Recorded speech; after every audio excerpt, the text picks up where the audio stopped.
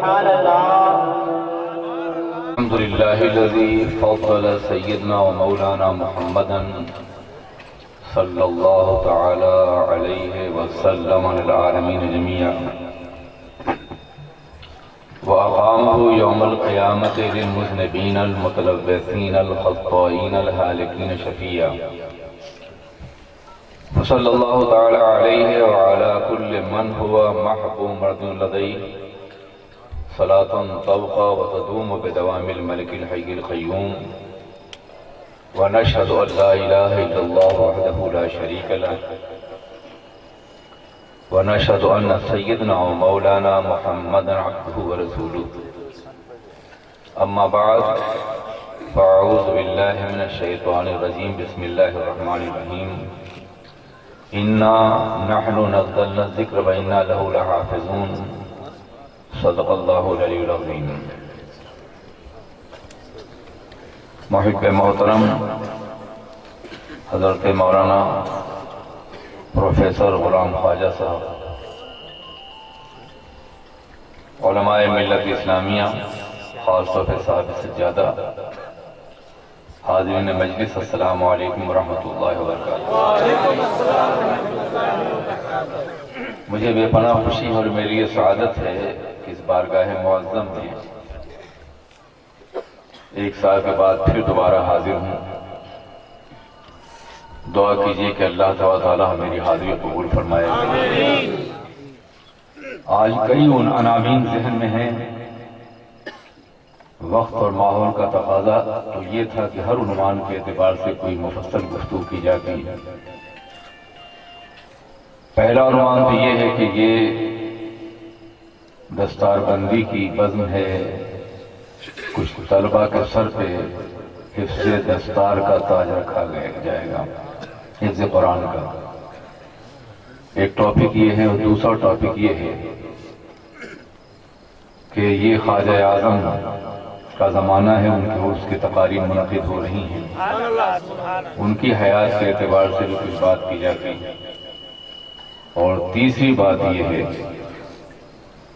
کہ صاحب مزار جن کا عرس بھی منعقد کیا گیا ہے، ان کی حیات اور ان کے حوالے سے بات کی جاتی ہے۔ ان سارے عناوین پر اگر میں گفتگو کروں تو آج کی شب بھی نامکمل ہوگی، ناکافی ہوگی۔ اس لیے میں ایک ایسا عنوان گفتگو اختیار کر رہا ہوں جن میں یہ سارے عناوین سمیٹ لیے جائیں، اور وہ قرآن عظیم ہے۔ اگر خواجہ بنے ہیں تو قرآن کی بنیاد پر، شیر سوار بنے ہیں تو قرآن کی بنیاد پر، اور ہم سب اگر زندگی کی لذتوں سے آشنا ہیں تو قرآن کی بنیاد پر۔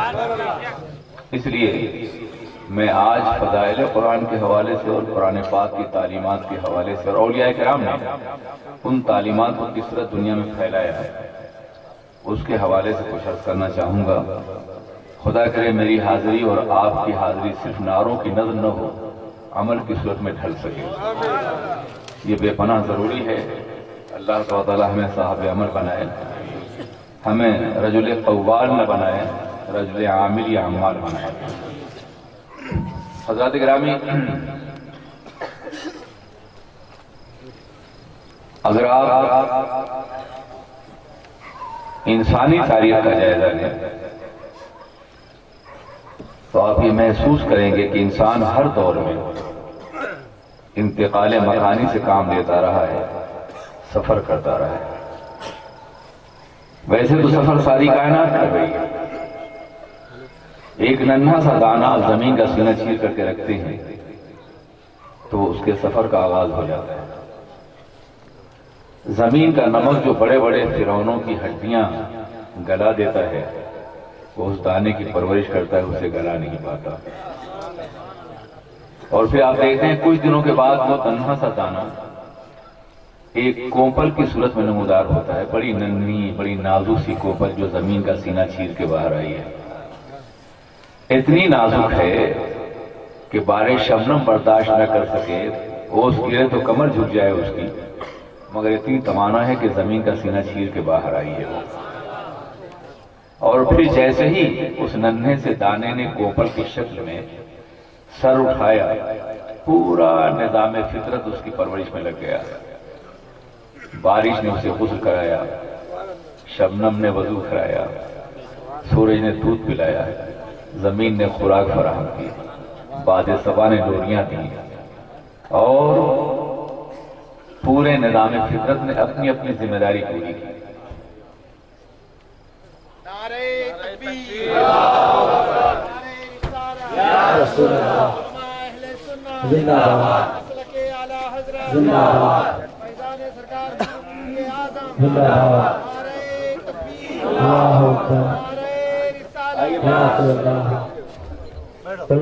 فیضیاب ہونے کی کوشش کی، ضرور شی پڑھیے۔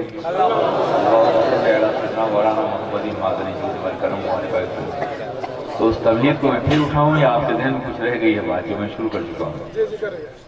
ہے یا پھر دہراؤں میں؟ اچھا، درمیان میں اگر یوں ہی ڈسٹرب کرتے رہے تو ہر تمہید کو دہراتا ہی رہوں گا اور گفتگو نہیں ہو پائے گی، سمجھا آپ نے؟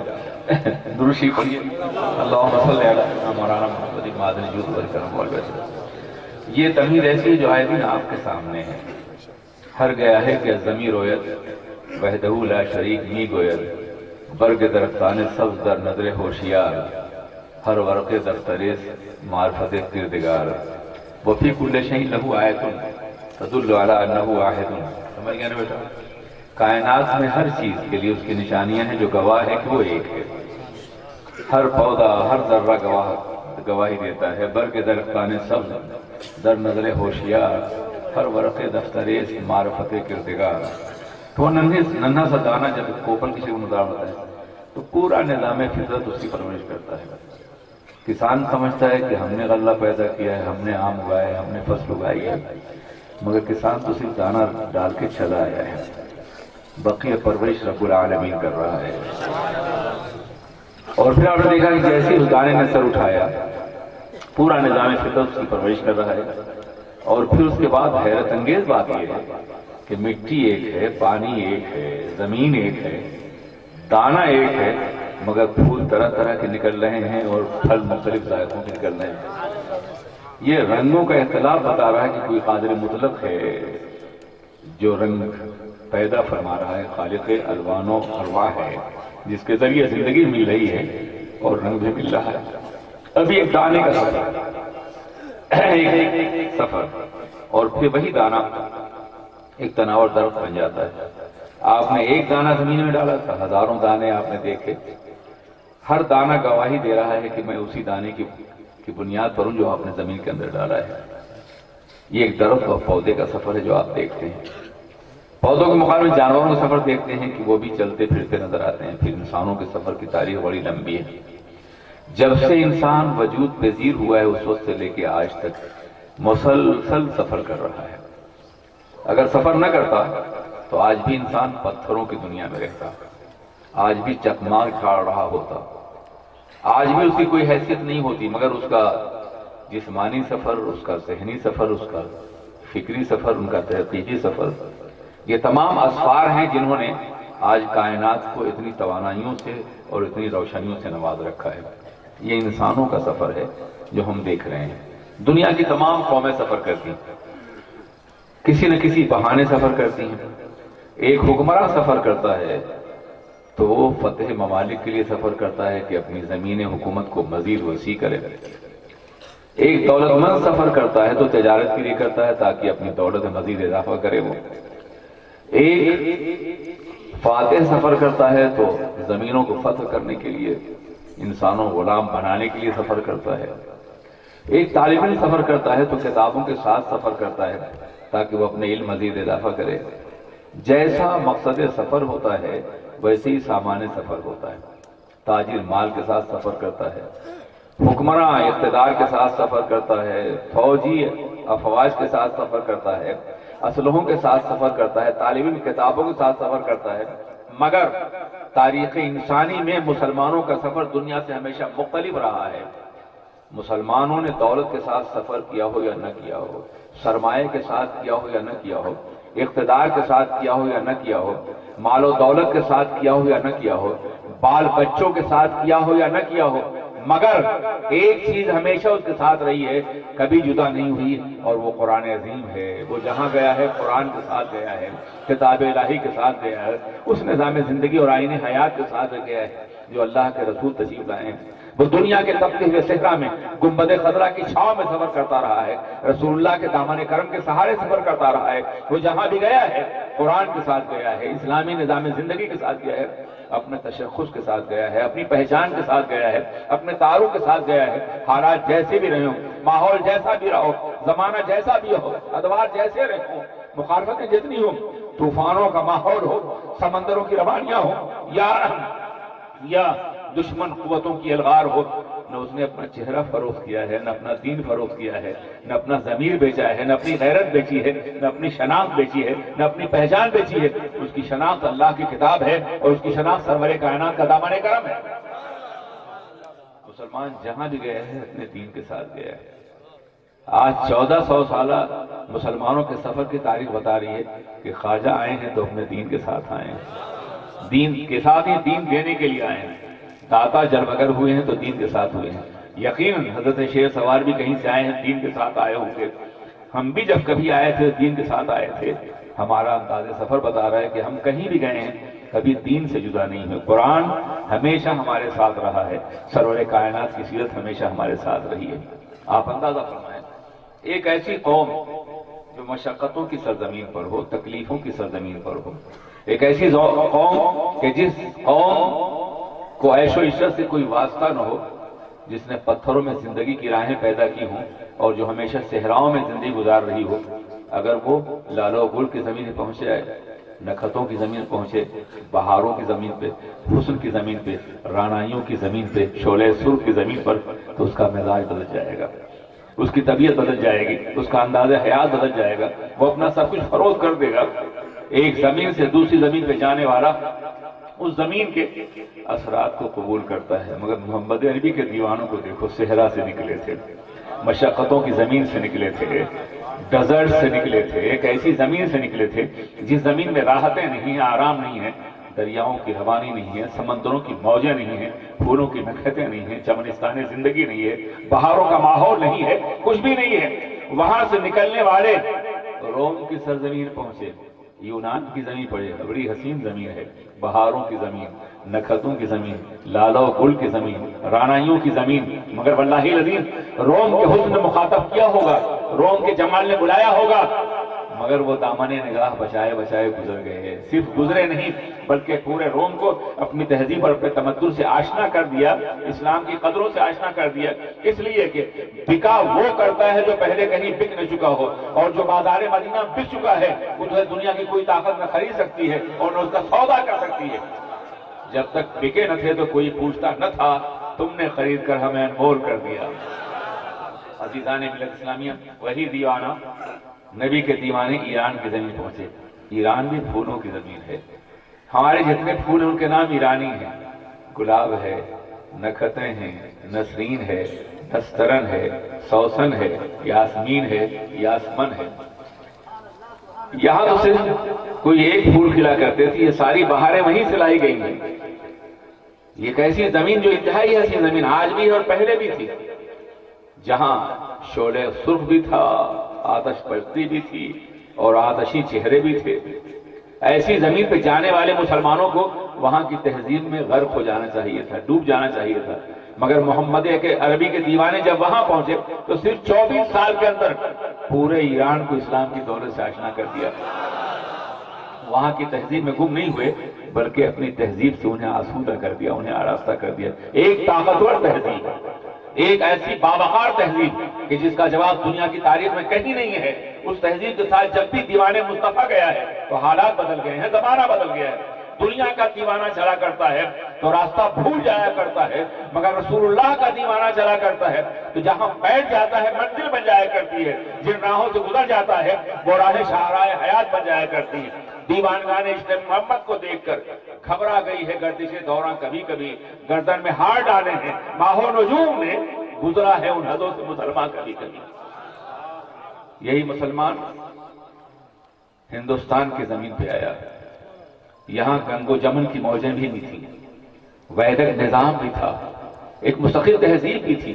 یہ سب کچھ تھا، مگر آپ نے دیکھا کہ یہاں آنے والے مسلمانوں نے دریائے گنگا کے سامنے وضو کیا اور اپنے رب کی کبریائی بیان کی. اے آب رود گنگا، وہ دن ہے یاد تجھ کو، اترا تیرے کنارے جب کارواں ہمارا.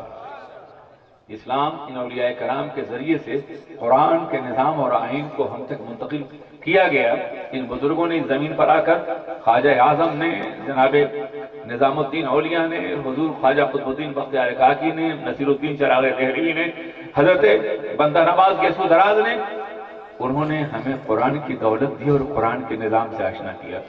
عزیزان ملت اسلامیہ، اور ہم جہاں بھی گئے اپنی تہذیب اور تمدن ساتھ گئے. ہم نے کبھی بھی اپنی تہذیب کا سودا نہیں کیا، اپنے وقار کا سودا کیا، اپنا چہرہ نہیں بیچا، اپنی شناخت نہیں فروخت کی.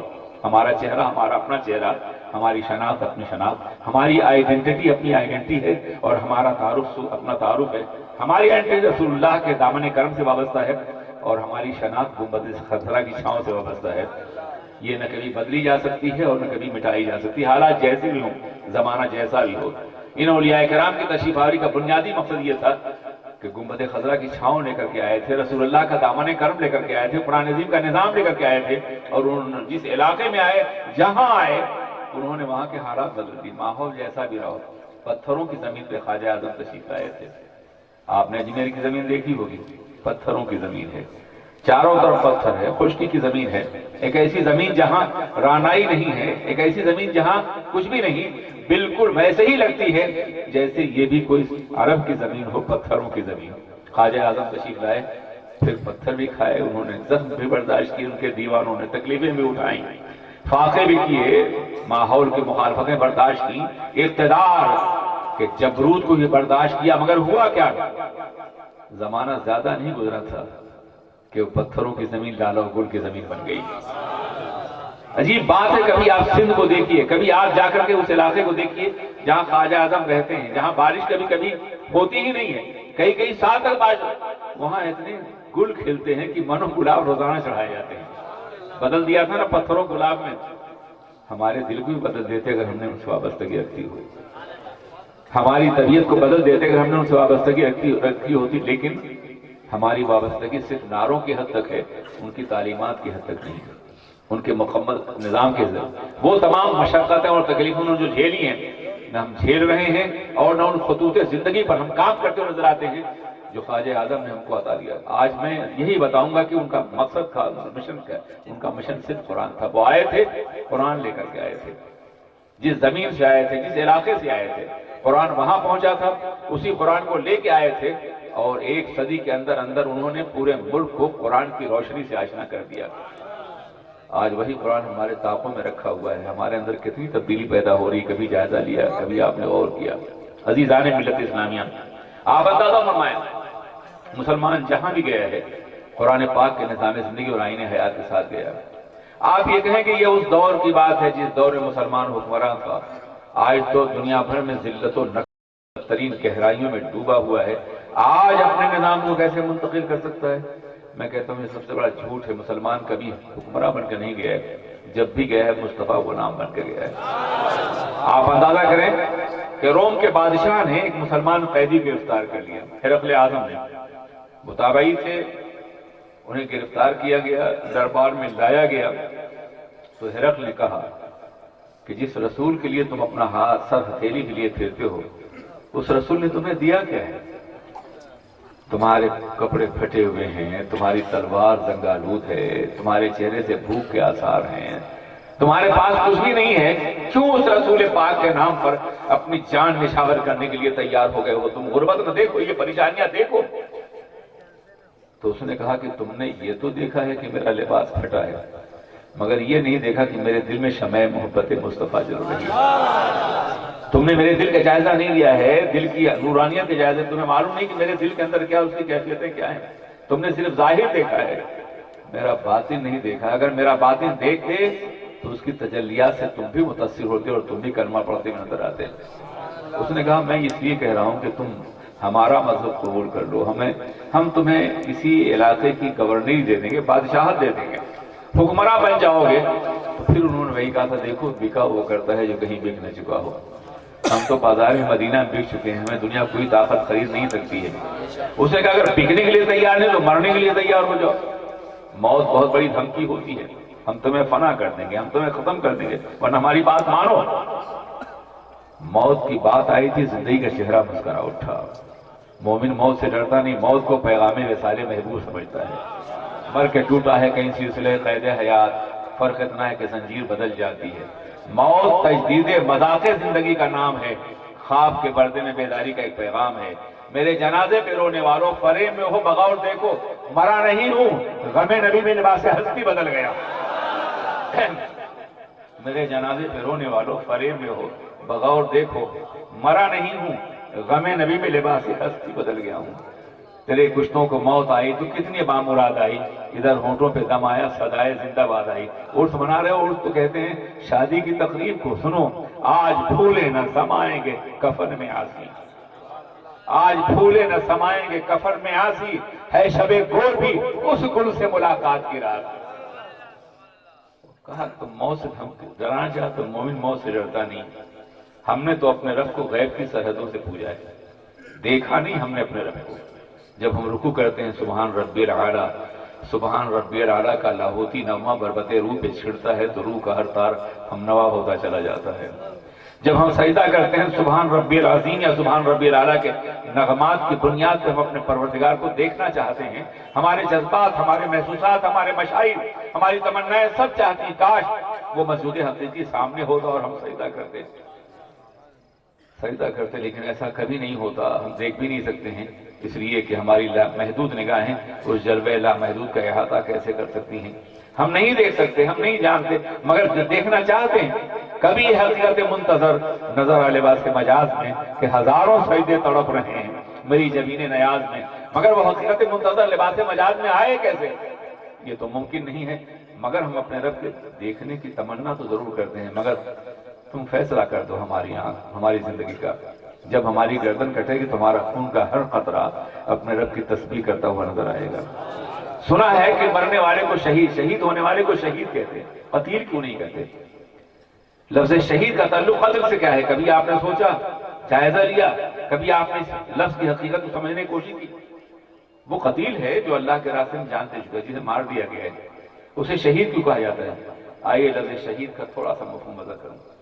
شہید کے معنی ہوتے ہیں گواہ کے، شہید کے معنی ہوتے ہیں مشاہدہ کرنے والے کے، شہید کے معنی ہوتے ہیں حاضر کے۔ گواہ، مشاہدہ کرنے والا اور حاضر، یہ تین معنی ہوتے ہیں۔ اب سوال ہی پیدا ہوتا ہے جو قتل ہو گیا وہ گواہ کیسے ہو سکتا ہے؟ ہم بھی گواہی دیتے ہیں کہ اللہ موجود ہے۔ اشہد ان لا الہ الا اللہ و اشہد ان محمدا عبدہ و رسولہ، ہم گواہی دیتے ہیں کہ اللہ کے علاوہ کوئی معبود نہیں، اور ہم گواہی دیتے ہیں کہ محمد اللہ کے رسول ہیں۔ آپ بھی گواہی دیتے ہیں، ہم بھی گواہی دیتے ہیں۔ کیوں گواہی دیتے ہیں؟ آپ دیکھا ہے آپ نے اللہ کو؟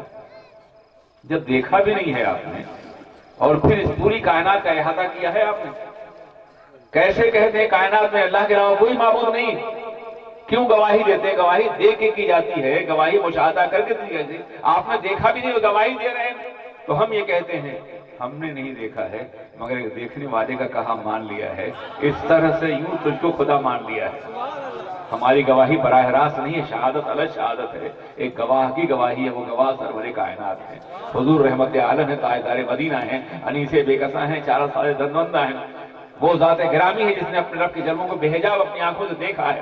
انہیں معراج اسی لیے کرائی گئی تھی تاکہ جن غیوب کی خبریں وہ دے رہے ہیں انہیں اپنی آنکھوں سے دیکھ بھی آئیں اور مشاہدہ بھی کرائیں۔ تو انہوں نے دیکھا ہے، ہم نے ان کی گواہی پر گواہی دی ہے، چلو اس لیے ہم گواہی دے رہے ہیں۔ مگر شہید جب گواہی دیتا ہے تو خون کے ہر قطرے سے دیتا ہے۔ ابھی اس کا پہلا قطرے خون زمین پہ گرتا نہیں ہے کہ آنکھیں اپنے رب کے جلووں کو دیکھ لیتی ہیں۔ اس لیے گواہ بھی وہی ہے اور حاضر ہونے والا بھی وہی ہے۔ ہم روزانہ حاضر ہوتے ہیں غیب کے پردوں سے، اور وہ شہود کی منزل سے حاضر ہوتا ہے، تو مشاہدہ کرنے والا بھی وہی ہے، بہت عظیم ہوتا ہے۔ تو اس نے کہا کہ آپ جلدی کیجیے، شہادت تو مقصود مومن ہے، شہادت ہے مقصود و مطلوب مومن، نہ مال غنیمت نہ کشور کسائی۔ اس نے کہا نہیں ابھی نہیں، ابھی تمہاری عقل رہی نہیں ہے، قید کر دو اسے، 40 روز تک قید میں رکھا گیا اور بہت معمولی خوراک دی گئی تاکہ روح اور تن کا رشتہ باقی رہ سکے.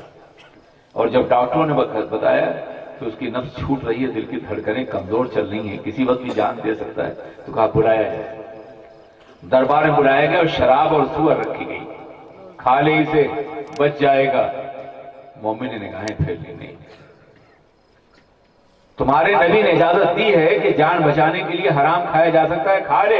کہا ہاں، میں اس اجازت سے فائدہ اٹھاتا اگر زندگی کے صحرا میں تنہا ہوتا، مگر ظالم تو بھی تو ہے. اگر آج میں کھا لوں تو تیرے کبر کو تسکین مل جائے گی. جو مومن حالت ایمان میں جان بچانے جو نہ کر سکا تھا، جان بچانے کے لیے جان کی کوئی حیثیت نہیں ہے.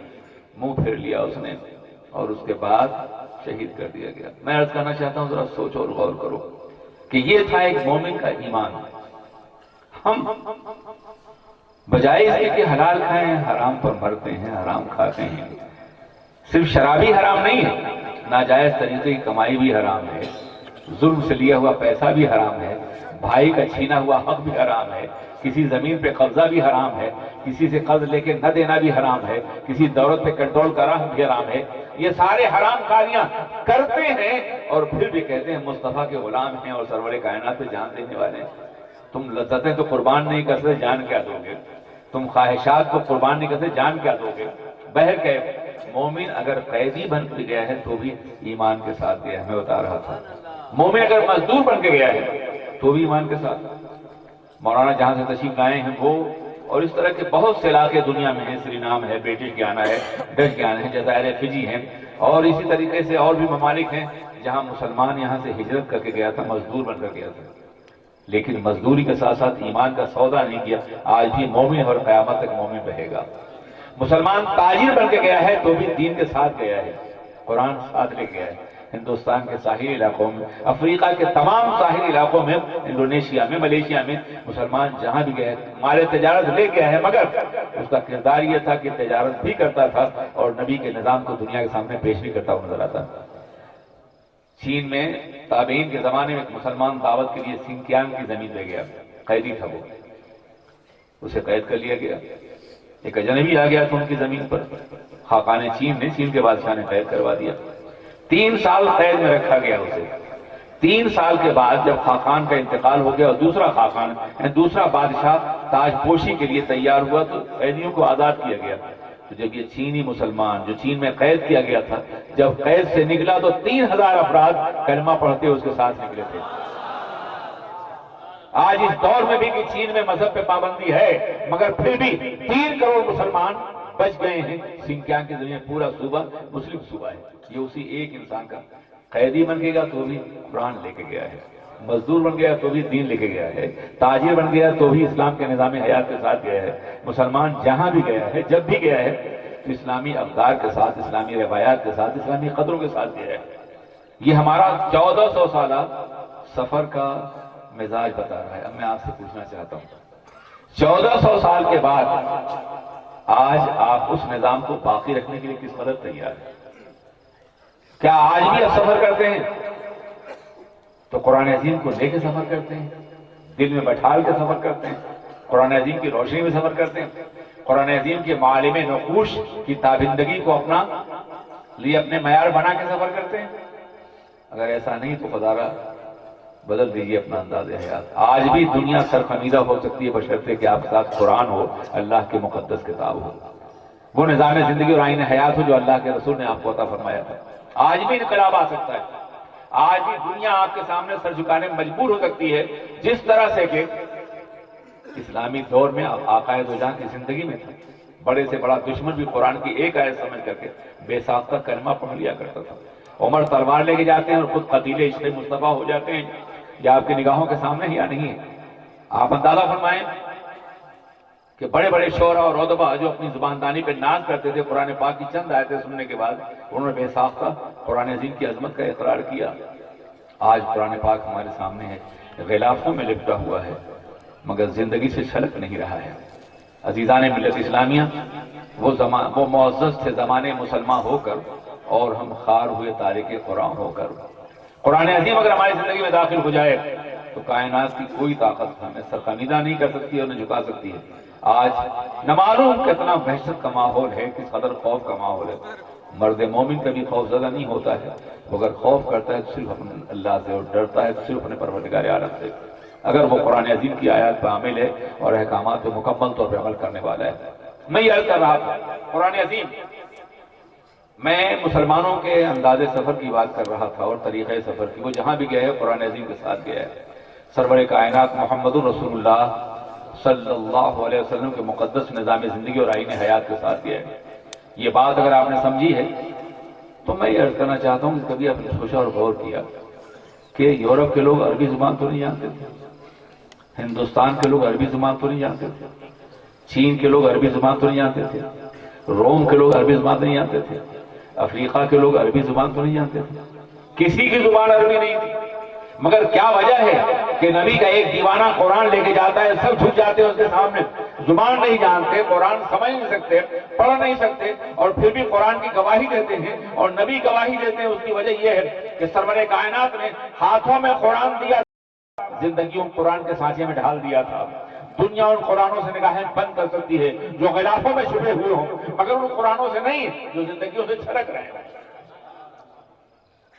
اگر آپ قرآن کے سانچے میں ڈھل جائیں، آپ کی سیرت قرآن کی سیرت ہو، آپ کا اخلاق قرآن کا اخلاق ہو، آپ کا طرز زندگی قرآن کا طرز زندگی، آپ کی معیشت قرآن کی معیشت ہو، آپ کی بولی قرآن کی بولی ہو، آپ سچ بول رہے ہو، برائیوں سے پرہیز کر رہے ہو، محبتوں کا پیغام دے رہے ہو، نفرتوں سے اجتناب کر رہے ہو، قرآن پاک کو نظام زندگی بنا کر کے کائنات کی ہر شے سے محبت کر رہے ہو، تو کون ہوگا جو آپ سے نفرت کرے گا؟ مگر افسوس کہ قرآن آپ کی زندگی میں داخل نہیں ہو سکا ہے۔ آج 1,50,00,000,000 مسلمان قرآن کے سانچے میں ڈھل جائیں تو پوری دنیا قرآن پاک کے سامنے سر جھکانے مجبور ہو جائے گا۔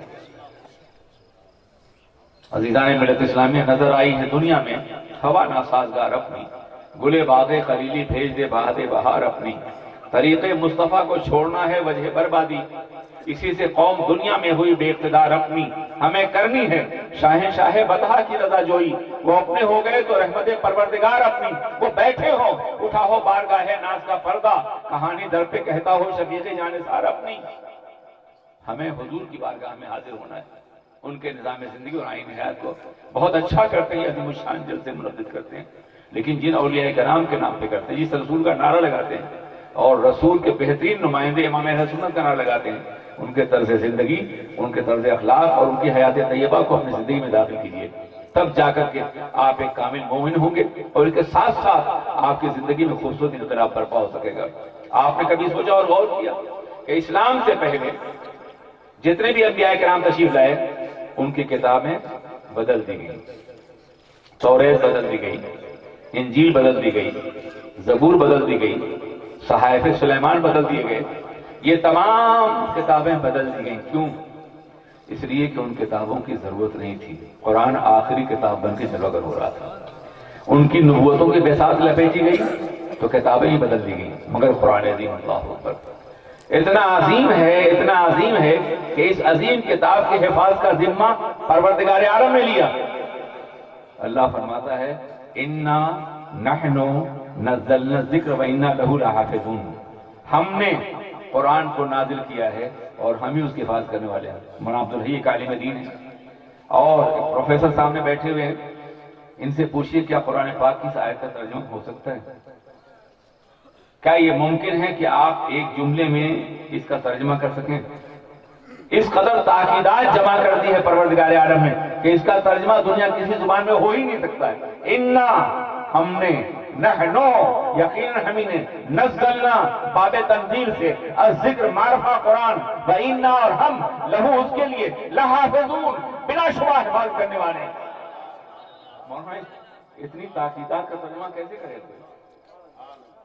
اِنَّا، ہم نے، نحنو، یقیناً ہم نے، نزلنا، نازل فرمایا، الذکر قرآن عظیم کو، وَإِنَّا، اور ہم، لہو اس کے لیے، لحافظون، بلا شبہ حفاظت کرنے والے ہیں۔ جس مقدس کتاب کی حفاظت کا ذمہ اس کے پرشکو الوہی اسلوب کے ساتھ اللہ نے بیان فرمایا ہے اور لیا ہے، اسی مقدس کتاب سے ہم کتنے دور ہو گئے ہیں۔ کیوں قرآن پاک کو تحریف سے محفوظ رکھا گیا؟ کیوں قرآن پاک نہیں بدلا گیا؟ جتنی بھی کتابیں بدلی گئیں کسی بھی بادشاہ کے ابرو کے اشارے بدلی گئی، مگر قرآن پاک کے نزول کے بعد ہزاروں بادشاہ گزرے ہیں باب اقتدار، قرآن پاک کی ایک آیت نہیں بدلی گئی۔ اس سے پہلے جتنی آیتیں تھیں، جتنی کتابیں تھیں، وہ تختیوں پہ لکھی جاتی، لوہے چمڑے پہ لکھی جاتی، پتھروں پہ لکھی جاتی اور آگ پہ لکھی جاتی اور انہیں جلا دیا جاتا، مٹا دیا جاتا، مگر قرآن روز اول سے حافظوں کے دل پہ لکھا جا رہا ہے، اور جب تک ایک حافظ موجود رہے گا قرآن پاک نہ بدلا جا سکتا ہے نہ مٹایا جا سکتا ہے۔ آج کچھ حافظ و دستار بندی ہونے والی معمولی لوگ نہیں ہیں، قدر کیجئے ان کی۔ ممکن ہے غربت میں پلے ہوئے ہوں، ممکن ہے آپ نے ان کے سہولتیں فراہم کی ہوں، مگر یہ بڑے عظیم لوگ ہیں، ان کی عظمتوں کا اندازہ کیجئے اور جائزہ لیجئے انہیں، یہ کون ہے؟ انہوں نے اپنے سینے میں پورا قرآن عظیم پوشیدہ کر لیا ہے، یاد کر لیا ہے نا؟ اور قانون یہ ہے کہ اگر مظروف کو باقی رکھنا ہے تو ظرف کو بھی باقی رکھنا ہوگا۔ اگر کسی چیز کو آپ پیالے میں رکھتے ہیں تو اس چیز کو اگر باقی رکھیں، پیالے کو باقی رکھنا پڑے گا نا، نہیں بڑھنا۔ پیالے کو توڑ دیں تو وہ چیز بھی ختم ہو جائے گی۔ تو اگر حافظ کے سینے میں قرآن ہے تو قرآن نہیں مٹنے والا ہے، حافظ کا سینہ بھی قیامت تک زندہ رہنے والا ہوگا۔ کسی اور کے سینے کی ضمانت دے سکتے ہیں آپ؟ چاہے کتنی ہی علوم پڑھ لی ہوں، بلا شبہ مسلمان کو ہر علم حاصل کرنا چاہیے۔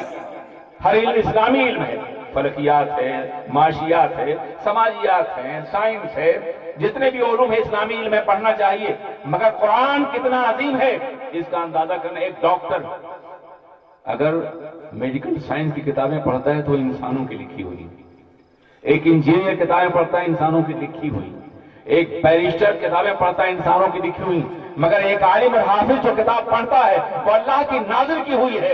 اللہ کی کتاب اور بندوں کی کتاب میں جو فرق ہے وہی فرق ایک حافظ اور ایک انجینئر ڈاکٹر کے درمیان ہے۔ کون ان کے مرتبے پہ پہنچ سکتا ہے؟ کون ان الفاظ کے مقام کو جان سکتا ہے؟ بلا شبہ اگر آپ نے یونیورسٹی قائم کی ہوگی تو آج یقیناً سند دینے کے لیے، سرٹیفکیٹ کے لیے ایک پروگرام ہوتا، لیکن آج آپ دستربندی کا مجمع دیکھ رہے ہیں، یہ بچے قرآن پاک کو سینے میں سنبھالے ہوئے ہیں۔ میں نے دنیا بھر میں دیکھا ہے اور دیکھ رہا ہوں، پوری دنیا کا دورہ کرتا ہوں میں، تو شاید ہی کوئی بر اعظم ایسا ہو جسے میں نہ گیا ہوں، نہ دیکھا ہو، کام نہ کیا ہو میں دورہ کرتا ہوں، مجھے معلوم ہے دنیا میں کیا ہوتا ہے۔ 10 سال کا بچہ، 8 سال کا بچہ بھی، 11 سال کا بچہ پورا قرآن پاک یاد کر دیتا ہے۔ میں چیلنج کرتا ہوں پاپائے روم کو، روم کے سب سے بڑے رہنما کو، مذہبی رہنما کو، کہ وہ پوری بائبل نہیں سنا سکتا، پوری انجیل نہیں سنا سکتا، مگر ہمارا بچہ 10 سال کا پورا قرآن سنا سکتا ہے۔ اور صرف سناتا ہی نہیں ہے، ہر سال تراویح میں پورا قرآن پاک دوسروں کو سناتا ہے، خود بھی پڑھتا ہے۔ جانتا ہوں یہ کیوں یہ نظام رکھا گیا؟ دنیا میں کوئی ایسا قانون نہیں ہے جس قانون کے ماننے والوں کو ہر سال وہ قانون سنایا جاتا ہو۔ ہے کوئی قانون دنیا میں کہ اس قانون کے ماننے والے ہر سال ان کو وہ قانون سنایا جاتا ہو؟ تنہا قانون اسلامی یہ ہے کہ جسے ایک حافظ کے ذریعے سے ہر سال سنایا جاتا ہے تاکہ کوئی مسلمان قرآن کے قانون سے بیگانہ نہ ہونے پائے، کوئی بات بولنے نہ پائے۔ مگر یہ ہمارا المیہ ہے کہ ہم قرآن سمجھتے نہیں ہیں۔ کاش یہ بچے آج حافظ ہیں، کل عالم بھی ہو جائیں، مگر ان کی عزت کی جائے، ان کا احترام کیا جائے، ان کے سینے میں قرآن عظیم ہے۔ یہ مت سمجھا جائے کہ یہ بچے غریب ہیں، مفلس ہیں وغیرہ وغیرہ۔ ان کو جاننے کو ہی کہ یہ کتنے عظیم ہیں اور کتنے برتر ہیں۔ یہ تو وہ ہوں گے کہ اگر اللہ نے ان کو عمل پہ زندہ رکھا نیکی پر تو یہ خود بھی بخشے جائیں گے، اپنے والدین کو بھی، اور جسے چاہیں گے بخشوا دیں گے۔ قرآن پاک کی شفاعت سے محروم نہیں ہونا ہے تو ان بچوں کو مزید تعلیم دی جائے، انہیں آگے بڑھایا جائے۔ قرآن پاک کا یاد کر لینا یہ پہلی منزل ہے، لیکن اس کے بعد قرآن پاک ایک بحر ناپیدا کنار ہے جس کو سمجھنا ہر انسان کے لیے ضروری ہے۔ عزیزان ملت اسلامیہ، تو میں یہ عرض کرنا چاہتا ہوں کہ جتنے بھی اولیاء کرام دنیا میں گئے ہیں قرآن لے کے گئے ہیں، یہ بھی قرآن لے کر کے آئے ہوں گے، تبھی تو ان کی یاد میں آپ بیٹھے ہوئے ہیں۔ عزیزان ملت اسلامیہ، قابل احترام بزرگ اور دوستو، تمہیں یہ عرض قرآن پاک قرآن پاک کے نظام زندگی اور آئین حیات کو اپنانے کے لیے ضروری ہے کہ قرآن پاک کی تعلیمات کو سمجھا جائے۔ میں ایک مثال دوں آپ کو، آپ کے پاس ایک ٹیلی گرام آیا، آپ وہ زبان نہیں جانتے ہیں، پورے گاؤں میں پھریں گے کہ سمجھا دو اس میں کیا لکھا ہوا ہے۔ آج سے 1400 سال پہلے اللہ کا پیغام آپ کے پاس پہنچا اور آج تک آپ نے پڑھانے کی کوشش نہیں کہ اس میں لکھا کیا ہے۔ یار ایک ڈاکٹر آپ کو ایک نسخہ بنا کے دے دے، آپ بیمار ہیں، نسخہ بنا کے دے دیا، آپ نے رکھ لیا، بہت بڑا ڈاکٹر ہے، بڑا شاندار نسخہ بنایا ہے، میں نے جیب میں رکھ لیا، اب اچھا ہو ہی جاؤں گا، ہو جائے گا؟ جب تک دوا نہیں استعمال کریں، نسخے کو یوز نہ کریں، آپ صرف جیب میں رکھے ہوئے کاغذ کے ٹکڑے اور ڈاکٹر کے پرسکرپشن بنیاد پہ اچھے نہیں ہو سکتے۔ بلا شبہ قرآن پاک کو جیب میں رکھنا بڑی سعادت کی بات ہے، لیکن جب تک قرآن پاک پر عمل نہیں کیا جائے گا، قرآن پاک نہ شفا دے گا، نہ روحانی شفا اور نہ جسمانی شفا۔ لیکن ہم یہ سمجھ کر کے قرآن پاک نسخہ شفا ہے، ہم نے غلاف میں چھپا رکھا اور مطمئن ہے کہ شفا ہمیں مل جائے گی۔ نہیں، عمل کیجیے۔ قرآن پاک عمل کی کتاب ہے، قرآن پاک اس لیے ہے تاکہ ہم اپنی زندگی قرآن پاک کے سانچے میں ڈھالیں، اللہ کے مقدس کتاب اور اس کے نظام زندگی کو سمجھنے کی کوشش کریں۔ آپ اندازہ کیجئے، تمام نظام ہائے باطل کو مٹھا دیا گیا، مگر قرآن آج بھی باقی اور قیامت تک۔ ایک بہت بڑا سوال، ممکن ہے یہاں کچھ یونیورسٹی اور کالج کے لوگ ہوں یا ان سے تعلق رکھنے والے لوگ ہوں، ایک بہت بڑا سوال آج کل گھوم رہا ہے، اور وہ یہ ہے کہ قرآن پاک تو 1400 سال پہلے نازل ہوا تھا، تو کیا 1400 سال پہلے نازل ہونے والا قرآن آج رہنمائی کر سکتا ہے؟ وہ حالات دوسرے تھے، ماحول دوسرا تھا، تقاضے دوسرے تھے، ضروریات دوسری تھی، مطالبات دوسرے تھے، محدود زندگی تھی، محدود تقاضے تھے، محدود حالات تھے۔ ان حالات کا کیا وقت ہو گیا؟ جب ہو جائے بتا دیجیے گا۔ میں نے خود بوجھ بنتا ہوں اور نہ اپنے اوپر کسی کو بوجھ بننے دیتا ہوں، دونوں رہے دروشی پڑی اللہ صلی اللہ علیہ وسلم۔ لیکن جب میں کہیں جاتا ہوں تو میری یہ خواہش ضرور ہوتی ہے کہ لوگوں نے اس محبت سے بلایا ہے، انہوں نے کچھ دے کے جاؤں، خالی واپس نہ آ جاؤں میں۔ اس لیے قرآن کے بارے میں کچھ باتیں مجھے کہنے دیے، یہ صرف آپ کے لیے نہیں، میری نجات کا ذریعہ ہوگا۔ گنہگار آدمی ہوں، شاید آپ دعائیں دے دیں، کچھ لوگ عمل کریں، میں بخشا جاؤں۔ اس لیے سماعت کیجیے کہ یہ سوال بہت بڑا ہے، اور خاص طور پہ یونیورسٹی اور کالجز وغیرہ میں بڑی تیزی سے پھیلایا جا رہا ہے کہ 1400 سال پہلے قرآن نازل ہوا تھا، آج کیسے رہنمائی کرے گا؟ آج کیسے قانون کی حیثیت سے ہماری رہنمائی کر سکتا ہے؟ قوانین تو بدلتے رہتے ہیں، ہر سال بدلتے ہیں، ہر پارلیمنٹ میں، ہر مقننہ میں قانون بدلا جاتا ہے، تو یہ قرآن جو قانون بدلتا نہیں ہے، ہمیشہ ایک ہے، وہ کیسے آج کے دور کی رہنمائی کرے گا؟ تھوڑی سی توجہ چاہوں گا، آپ علماء بھی سماعت فرمائیں اور آپ بھی۔ قانون کیوں بدلا جاتا ہے؟ تبدیلی کیوں ہوتی ہے؟ اس لیے کہ قانون بنانے والے آج کو دیکھتے ہیں مگر کل کو نہیں، ان کے سامنے حاضر ہوتا ہے، مستقبل نہیں ہوتا۔ ہر قانون پریزنٹ شامیانے بنایا جاتا ہے، فیوچر ان کے سامنے نہیں ہوتا، بھوشیہ ان کے سامنے نہیں ہوتا۔ ہر قانون جو بنایا جاتا ہے حال میں جو دیکھتے ہیں اس کے مطابق بناتے ہیں، مگر قرآن کا نازل کرنے والا وہ پروردگار عالم ہے جو ہر دور کو دیکھ رہا ہے، ہر عصر کو دیکھ رہا ہے، ہر زمانے کو دیکھ رہا ہے، بلکہ سارا زمانہ ہر وقت اس کی نگاہ کے سامنے ہے۔ اس لیے وہ جو قانون بنائے گا، نہ زمانہ چیلنج کرے گا، نہ دنیا انکار کر سکے گی۔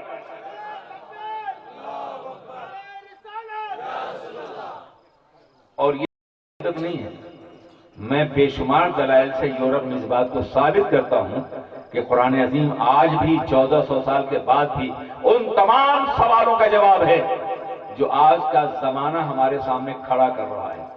علم نہ ہونے کی بنیاد پر آپ جواب نہ دے سکیں، یہ آپ کی کوتاہی ہے۔ مثال کے طور پر جمہوریت آج کا سوال ہے، جواب قرآن کے اندر دیکھو۔ سوشلزم آج کا سوال ہے، جواب قرآن کے اندر دیکھو۔ مغربیت آج کا مسئلہ ہے، جواب قرآن کے اندر دیکھو۔ اوریانیت آج کا مسئلہ ہے، جواب قرآن کے اندر دیکھو۔ طبقاتیت، کلاس سسٹم آج کا مسئلہ ہے، جواب قرآن کے اندر دیکھو۔ رنگ و نسل کے اختلافات آج کا مسئلہ ہے، جواب قرآن کے اندر دیکھو۔ مسائل 1400 سال کے بعد پیدا ہو رہے ہیں اور جواب 1400 سال پہلے سے موجود ہے۔ کیا یہ اس بات کی دلیل نہیں ہے کہ اللہ کا کلام؟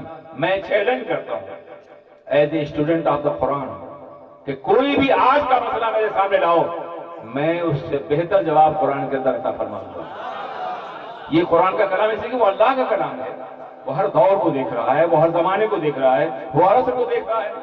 ایک مسئلہ سامنے رکھیں، آج یہ کہا جا رہا ہے کہ اگر کسی بچی کو طلاق ہو جائے تو شوہر سے اس کا نام نفقہ دلایا جائے، ورنہ کہاں جائے گی؟ بھول گئے کہ مر جائے شوہر تو کہاں جائے گی وہ؟ اسلام اس کا حل 1400 سال پہلے موجود ہے۔ دنیا کے کسی بھی مذہب میں، کسی بھی قوم نے باپ کی جائیداد میں بیٹی کو حق نہیں دیا ہے۔ یورپ بہت ترقی یافتہ ہے، وہاں بھی نہیں، کہیں بھی یہ نہیں حق دیا گیا ہے، مگر اسلام 1400 سال پہلے باپ کی جائیداد میں، بھائی کی جائیداد میں، ماں کی جائیداد میں بیٹی کو حق دیتا ہے تاکہ طلاق ہو جائے تو باپ کا گھر محفوظ ہے، باپ کی چھت محفوظ ہے، وہ کہیں جائے گی نہیں بھیک مانگنے کے لیے، اپنے گھر واپس آئے گی۔ ایسی اگر شوہر مر جائے تو اپنے گھر واپس آئے گی۔ یہی وجہ طلاق کا بڑا مسئلہ بطور ہنگامہ کھڑا کیا گیا، کئی ہزار سے زیادہ کسانوں نے جان دی، کتنی خواتین ہیں جو کہ باضابطہ جلا دی جاتی ہیں جہیز نہ لانے کی بنیاد پر۔ یہ مسائل بھی اس ملک کے اندر ہے نا، مگر مجھے بتاؤ کہ پورے ملک کے اندر کئی سو سال کی تاریخ میں ایک لڑکی ایسی بتاؤ جس نے 3 طلاق کی بنیاد پر خودکشی کی ہو، یہ جانتی ہو؟ Show me one case.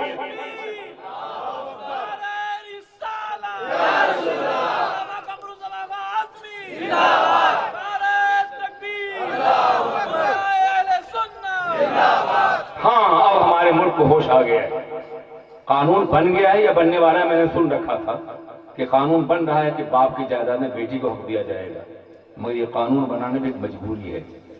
بیٹی جاتی ہے تھوڑا بہت جہیز لے کے، سسرال مطمئن نہیں ہوتے، سلنڈر پھٹ جاتا ہے، جلا دی جاتی ہے، مار دی جاتی ہے، قانون کا ہاتھ وہاں نہیں پہنچتا۔ سینکڑوں بچیاں ہماری، اس ملک کی ہر بچی کسی بھی قوم کی ہماری بیٹی ہے، ہماری بچی ہے، وہ اس لیے جلائی جاتی کہ اس پاس جہیز نہیں ہے۔ لیکن اگر شوہر کو یہ معلوم ہو کہ باپ کی جائیداد میں اس کا حصہ ہے تو جب تک باپ مر نہیں جائے گا وہ باقی رکھے گا اس بیٹی کو، اسے زندہ رکھے گا وہ۔ اس لیے یہ قانون یہاں بن رہا ہے اور یہ 1400 سال کے بعد اسلام کا پرتو ہے جو یہاں دیکھا جا رہا ہے۔ یہ اسلام کا سایہ جو محسوس ہوتا ہے عزیزان ملت اسلامیہ۔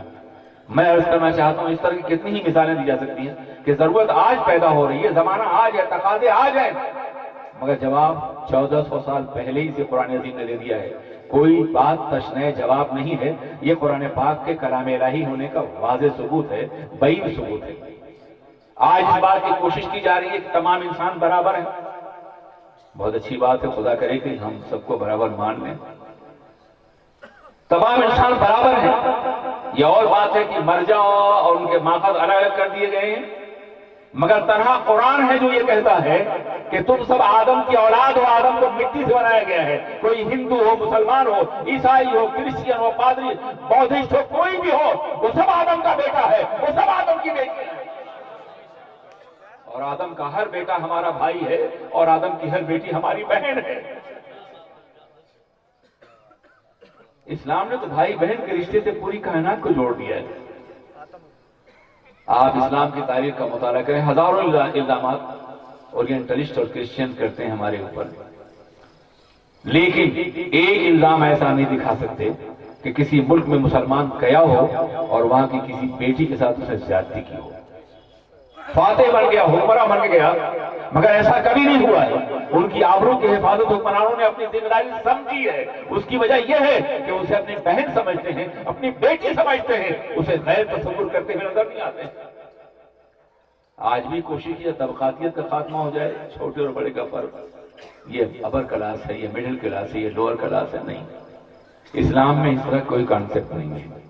آج کہا جا رہا ہے دنیا کی تمام قومیں ایک قوم بن جائیں، ان ون نیشن، یہ قرآن کر سکتا ہے، کوئی اور نہیں۔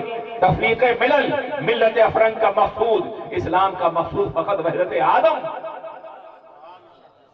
پہلے تم تقسیم کرتے ہو اور پھر اس کے بعد ملاتے ہو، یہ فرنچ ہے، یہ جرمن ہے، یہ برٹش ہے، یہ امریکن ہے، یہ ایشین ہے، یہ افریقن ہے، یہ تقسیم کیا پھر ملاتے ہو۔ کعبہ کی دیواروں کے نیچے جو امریکن بھی ہیں، افریقن بھی ہیں، ایشین بھی ہیں، سب ہیں، ایک رنگ میں ہے، ایک لباس میں ہے، نہ کوئی فرق ہے، نہ کوئی تقسیم ہے، اور نہ کوئی انحراف ہے۔ یہ رول ماڈل ہے کعبہ مقدسہ کا ماحول، جہاں تمام طبقے موجود ہیں، نہ کوئی بڑا ہے، نہ کوئی چھوٹا ہے، نہ کوئی غریب ہے، نہ امیر ہے۔ نعرہ تکبیر، نعرہ رسالت، مفکر اسلام۔ اور قرآن تو کعبہ ہی کا ماحول پوری دنیا میں دینا چاہتا ہے۔ تم جہاں بھی بس رہے ہو نہ رنگ کا اختلاف ہو، اللہ کا لا فضل لعربین علی عجمین ولا لعجمی عربین ولا لاسود علی ابیض ولا لابیض علی اسود الا بالتقوی۔ کسی عربی کو عجمی پہ، عجمی کو عربی پہ، کسی کالے گورے پہ، گورے کالے پہ کوئی فضیلت نہیں ہے، سب برابر ہے۔ کسی غریب کو امیر کوئی فضیلت۔ اور ہمارے عبادتوں کا ماحول دیکھو، کبھی تم نے سوچا کہ دولت کی بنیاد پہ مسیح میں تمہیں اونچا مقام مل جائے گا؟ اور جگہوں میں ایسا ہوتا ہے، سرمایہ کی تمہاری کوئی سیٹ ریزرو ہو جائے گی۔ یعنی عالم یہ ہے کہ ایک غریب پہلے آ جاتا ہے مسجد میں، دولت مند چودھری صاحب بعد میں آتے ہیں، بڑے دولت مند ہیں لیکن پیسے کے لگے ہوئے ہیں، انہیں وقت نہیں ملتا ہے، آخر وقت میں پہنچتے ہیں وہ۔ اور ہوتا کیا ہے، جب جماعت کھڑی ہوتی ہے تو جہاں غریب کا پیر ہوتا ہے وہاں دولت مند کی پیشانی ہوتی ہے۔ یہی وہ نظریہ ہے جس کی بنیاد پہ تنہا ایک ملک امریکہ میں مور دین 1.5 ملین کالے مسلمان اسلام قبول کر چکے ہیں۔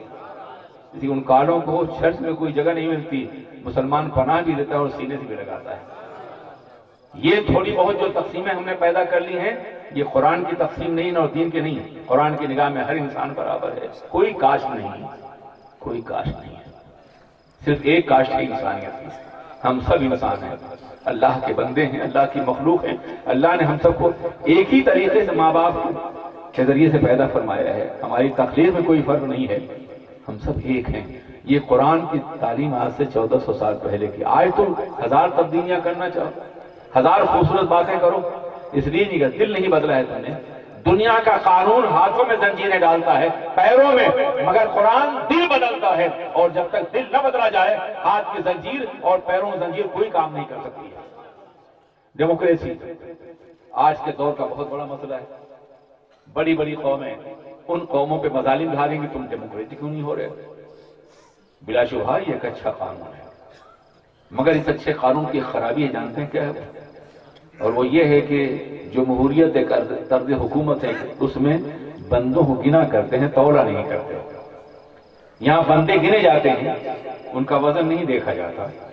99 جج بیرسٹر ایک طرف ووٹ ڈال لیں اور 100 کھسیارے ایک جگہ، تو حکومت کھسیاروں کی بنے گی، بیرسٹروں کی نہیں بنے گی۔ قانون بھی وہی بنائیں گے جو قانون جانتے نہیں ہیں۔ عزیزان میں، اور اس کا دوسرا بڑا نقصان یہ ہے کہ جو لوگ اقلیت میں ہوں گے ان کی حمایت میں کبھی قانون نہیں بن سکتا ہے، مگر قرآن، اللہ اکبر، قرآن پاک نے جمہوریت کا نظام قائم کیا، مگر پہلے کمزوروں اقلیتوں کا حق دے کر کے پھر کہا ہے ووٹنگ دو، غریبوں کا حق پہلے دے دو۔ یہ متعین ہے، اس میں آپ کو مداخلت نہیں کر سکتے، وہ سب برابر ہیں، ان کے رائٹس برابر ہیں، ان کے حقوق برابر ہیں، ان کی ذمہ داریاں برابر ہیں۔ پہلے حق دیا گیا ہے اور اس کے بعد پھر ووٹنگ کروائی جاتی ہے، پھر دوسرے قانون سے جو چاہو کرو، لیکن پہلے ان کمزور طبقوں کا حق مان لو جو تمہارے معاشرے، تمہاری سوسائٹی میں رہتے ہیں۔ ایک مثال میں دوں آپ کو، میرے آقا نے فرمایا کہ مسلمانوں کو چاہیے کہ اگر ان کی حکومت میں کوئی غیر مسلم ہے، نان مسلم، تو اس کو اپنے سے بہتر حقوق دیں، اور اگر کبھی کسی مسلم ملک میں کسی غیر مسلم کے ساتھ برا سلوک ہوا اور دنیا میں اس کو انصاف نہیں ملا، تو کل میں خدا کی بارگاہ میں اس نان مسلم کا وکیل بن کر کے خدا سے انصاف دلواؤں گا۔ یہ حدیث پاک ہے۔ تو آج جو قوانین ہمارے سامنے ہیں، ان تمام قوانین کی احساس قرآن عظیم کے اندر موجود ہے۔ 1400 سال پہلے نازل ہوا تو کیا ہوا؟ نازل کرنا پروردگار عالم ہے نا، خدا وحید القدوس ہے، رب العزت ہے نا۔ ایک اور انداز سے آپ دیکھیں، دنیا میں زبانیں ہوتی ہیں، لینگویجز ہوتی ہیں، ہر زبان میں 50-40 سال بعد تبدیلی آ جاتی ہے۔ یہ ناگزیر ہے۔ تبدیلی کیوں آتی ہے؟ چینجنگ کیوں ہوتی ہے؟ آلٹریشن کیوں ہوتا ہے؟ चेंजिंग की होती है इसलिए कि हालात बदल जाते हैं, वोकैबुलरीज ज्यादा हो जाती हैं, नई चीजें ईजाद होती हैं, उस्लूब बदल जाते हैं, तब्दीली हो जाती है। आज अगर शेक्सपियर की इंग्लिश को पढ़ाया जाता है तो डिक्शनरियां रख करके, आम आदमी नहीं समझता उसको। इसी तरीके से आज अगर मीर की उर्दू पढ़ाना चाहो तो तुम कहोगे सिरहाने मीर के आहिस्ता बोलो, अभी टुक रोते रोते सो गया, तो तुम्हें टुक निकाल दिया, ये मतरूफ हो गया, अब ये नहीं चलेगा। और गालिब की उर्दू हरीमे दफे अफवान निकला, पूछ लीजिए उलमा से कौन समझता है उससे। तो जो पहले अपने जमाने में फसाहतों वाला तो नुक्ता इंतहा पे, बाद में वो जुबान तारीख बन जाती है, हिस्ट्री बन जाती है, क्लासिकल लैंग्वेज लाइब्रेरी में रखी जाती है, पढ़ी और पढ़ाई जाती है, मगर बोली नहीं जाती। मगर कुरान तन्हा वो कलाम इलाही है कि आज से 1400 साल पहले फसाहतों वाला नुक्ता इंतहा पे आज भी है, न उस जमाने में कोई तब्दीली हुई है, न आज कोई तब्दीली हो सकती है। डॉक्टर तहा हुसैन अरबी का एक बहुत बड़ा अदीब है, उसने कहा है कि दुनिया की हर जुबान को हम तकसीम कर सकते हैं क्लासिकल और मॉडर्न लैंग्वेज में, कदीम और जदीद में, मगर कुरान की जुबान बड़ी अजीब है, न वो जदीद है न कदीम है। हर जमाने में खदामत की खूबियां समेटे हुए है और हर जमाने में जिद्दत की तमाम लज़्ज़तें उसके अंदर मौजूद है। इसलिए कुरान अरबी के 3 उसलूब हैं, उसलूब कदीम, उसलूब जदीद और उसलूब कुरान, जो हर दौर में जदीद भी है, हर दौर में अजीम भी है। ये वो शख्स कह रहा है जो पहले कम्युनिस्ट था, तहा Hussain, he was not a real Muslim, लेकिन बाद में कुरान पढ़ने के बाद वो कुरान के सामने झुका और उसकी अजमतों को तस्लीम करने में मजबूर हुआ। मेरे जी साथियों, आप जरा सोचें और गौर करें एक और अंदाज से, लॉ, काश यहाँ कुछ लॉ पढ़ने वाले मौजूद हों, और नहीं तो मौजूद होना चाहिए। खुदारा अपने बच्चों को पढ़ाइए, इसके अलावा कोई बाइज्जत मकाम दुनिया में कहीं आपके लिए नहीं। पढ़ाइए, सब कुछ पढ़ाइए, कम खाइए और पढ़ाइए, फाका कीजिए और पढ़ाइए, आधी रोटी खाइए और पढ़ाइए, और आप ही तरह ना पढ़ाएं, पूरी कौम अपनी कौम को पढ़ाए। अगर आपके यहाँ कुछ पढ़े लिखे ग्रेजुएट्स पर मौजूद हैं, उनसे खास तौर पे मैं कहूंगा कि तुम अपने इर्द गिर्द देखो, अपने महल्ले में देखो, आसपास देखो, अगर कोई बच्चा पढ़ नहीं रहा है तो पूछो क्यों नहीं पढ़ रहा है। क्या इसलिए पढ़ नहीं रहा है कि वो लापरवाह है, या उसके माँ बाप जाहिल हैं, या इसलिए नहीं पढ़ रहा उसके पास पैसे नहीं? खुदारा, ये बहुत बड़ी इबादत है। द ग्रेटेस्ट वर्शिप ऑफ अल्लाह है कि तुम किसी एक बच्चे को पढ़ा करके इस काबिल बना दो कि अपने खानदान जिम्मेदारियां संभाल सके। सिर्फ नमाज पढ़ना इबादत नहीं, वो भी इबादत है, मगर बंदों की खिदमत करना बहुत बड़ी इबादत है। तुम्हारी आबादी में कोई एक बच्चा भी जाहिल न रहने पाए। जहालत सबसे बड़ी बीमारी है जो इंसान को तबाह और बर्बाद कर देती है।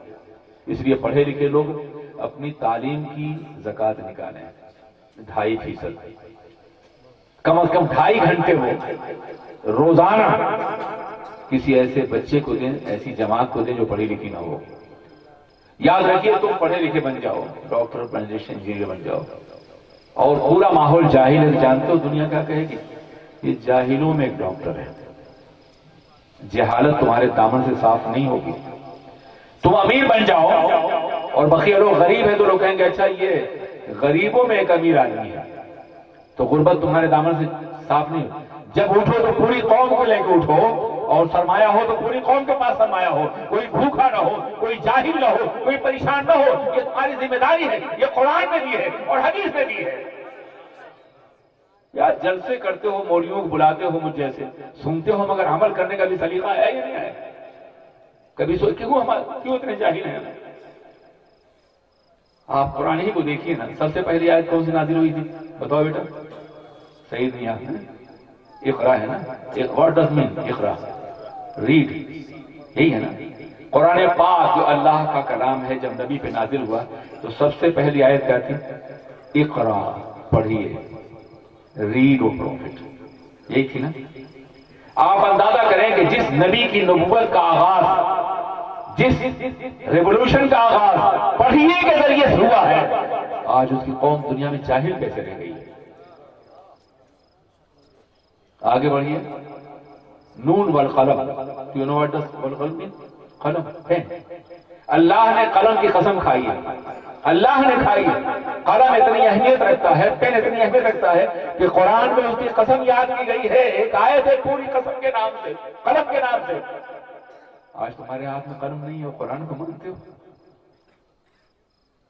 کہاں ہے قلم تمہارے ہاتھ میں؟ تم نے بہت پہلے بیچ دیا اسے.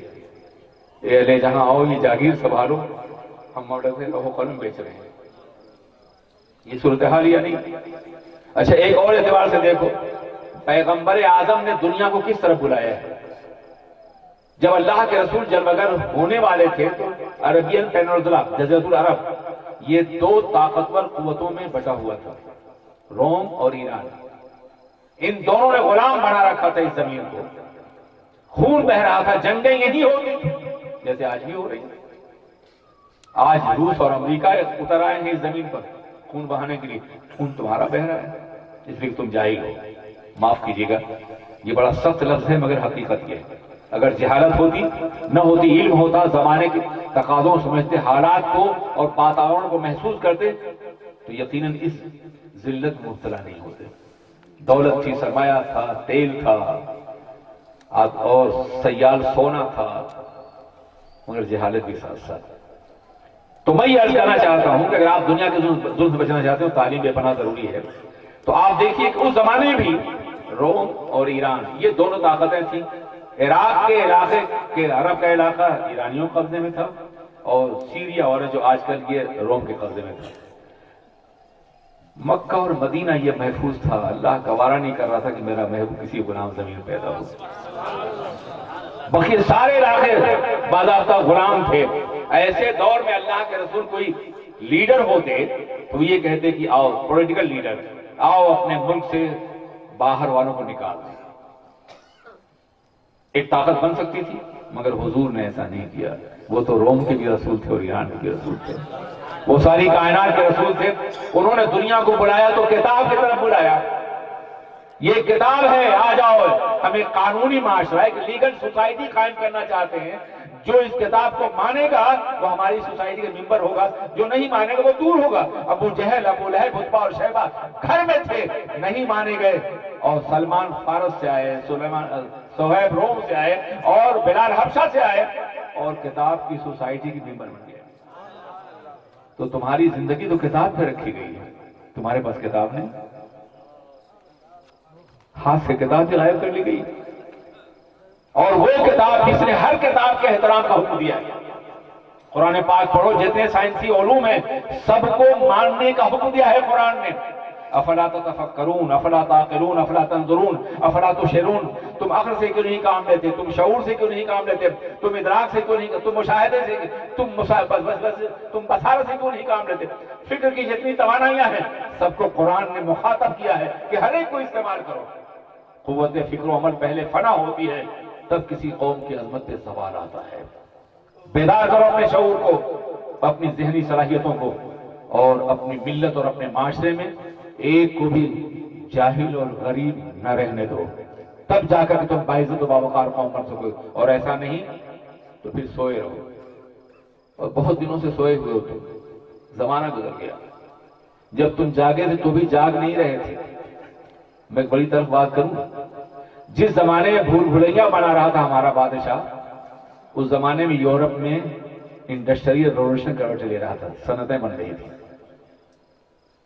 ہماری عمارتیں بنائی جا رہی تھی. ہے نہیں صحیح سچائی نہیں؟ مغلوں کا آخری دور دیکھیے، جو گناہ انہوں نے کیا اس کی سزا ہم کو مل رہی ہے آج، اور جو تم کرو گے اس کی سزا آئندہ نسلوں کو ملے گی. مگر ہم کو جو سزا ملی کم از کم زندہ ہیں. تم نے اگر گناہ کیا تو تمہاری نسلوں کو جو سزا ملے گی وہ بڑی بھیانک اور لرزخیز ہوگی. آج جو ہم بوتے ہیں کل ہماری نسلیں اسے کاٹتی ہیں. اس لیے اگر تم دولت مند ہو غریبوں کو پڑھاؤ، تم پڑھے لکھے ہو تو بھی پڑھاؤ. تعلیم بے پناہ ضروری ہے. کسی کو فاقہ کش، کسی کو مجبور نہ رہنے دو. ذلت و رسوائی کی وادیوں سے نکال کے عزت کا مقام تم دے سکتے ہو. اگر تم دو گے تو اللہ کی رحمت بھی نازل. تم سو گے تو اس کو کوئی پرواہ نہیں ہے کہ تمہارے ساتھ کیا ہوتا ہے، کس راہ پہ جاتے ہو، تم کیا حیثیت ہے تمہاری. مولا کو کوئی پرواہ نہیں ہے. تم نہیں ہوگے کوئی اور قوم ہوگی. تم اگر زندہ رہنا چاہتے ہو تو اپنی حیات کا سامان خود کرو. یاد رکھو، سو جانے والے اور مر جانے والے میں یہ فرق ہوتا ہے کہ سو جانے والے کو جگایا جائے تو جاگ جاتا ہے، مر جانے والا نہیں جاگتا. آج سیریا ہو، عراق ہو اور برما ہو، ساری زمینیں تم کو جگا رہی ہیں.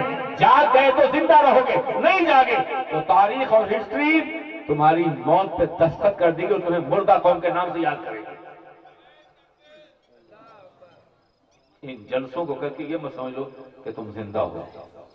زندگی حرکت و عمل کا نام ہے. یقین, محکم, عمل پیہم, محبت فاتح عالم, جہاد زندگانی میں یہ مردوں کی شمشیریں. پروردگار عالم ہمیں اور آپ کو قرآن پاک کے مقدس نظام زندگی اور آئین پر عمل کرنے کی توفیق عطا فرمائے. السلام علیکم ورحمۃ اللہ وبرکاتہ.